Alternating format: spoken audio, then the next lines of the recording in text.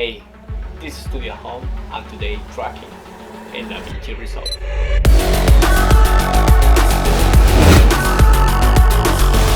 The main clip, keep on the bottom. The element you want to track, keep on the top. Highlight all this clip. Right click, new Fusion clip. Let's go to Fusion. First step, delete the merge. Find out the element you want to follow, in this case this logo. Select the framework clear. Click on medium one, hold down shift and press spacebar. Type Planar Tracker. Select the element you want to follow. Keep it track, set, go and track it. We select every point. Now tracking until the end. Back to the main frame and now track until the beginning. Create Planar Transform. We remove this one. We add new merge. On the top Planar Transform. On the top the element you want to track. We connect all of them together.